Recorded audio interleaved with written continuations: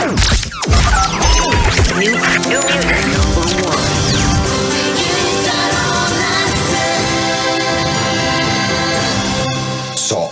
5 zavqli to'lqinda.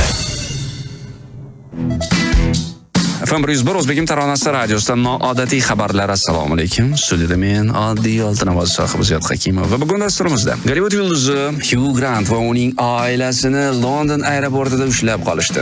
Okeanda plastikni yeyishga qodir zamburug'lar topildi. Endi shular haqida batafsil.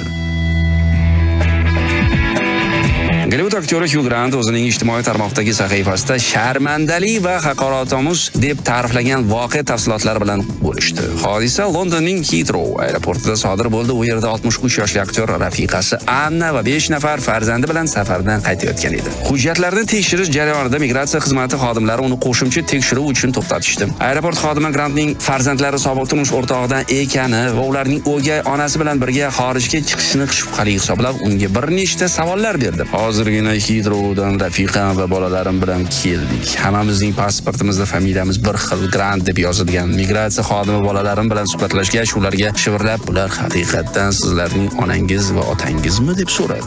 Ular haddidan oshgan ko'rinadi. Bu men uchun juda haqoratli va qo'rqinchli ishdir deb yozdi Hugh Grant Instagram sahifasida.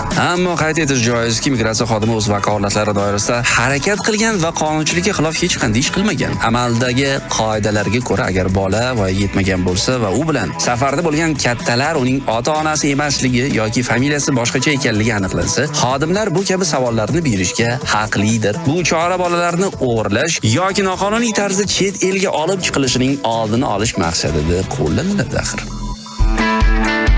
Gavayi universiteti tadqiqotchilari yog'ochni parchalovchi dengiz zamburug'larini plastmassani yeyishga o'rgatdi. Tadqiqot natijalari Mycology jurnalida chop etildi. Olimlarning so'zlariga ko'ra, plastik chiqindilar muammosi global ekologik tahdidlar orasida eng dolzarb masalalardan biri hisoblanadi. Ayniqsa bu muammo okeanlar uchun o'ta xavfli. Har yili suv havzalariga 625 mingta chiqindi tashuvchi yuk mashinasiga teng miqdorda plastik tashlanadi. Plastik to'liq parchalanmaydi, balki mikroplastik shakliga o'tadi. Bu esa toksinlarni yig'ib dengiz jonivorlariga zarar yetkazadi. Tadqiqotchilar yog'och va chitinni parchalash qobiliyatiga ega 68 ta dengiz mikroorganizmi shtammini o'rgangan. Gavayi universiteti jamoasi ularning poliuretan sanoati va tibbiyotda keng qo'llaniladigan plastik bilan qanday kurashishni tekshirgan. Ular poliuretanni idishlarga surtib, qaysi zamburug'lar uni tezroq parchalashini kuzatgan.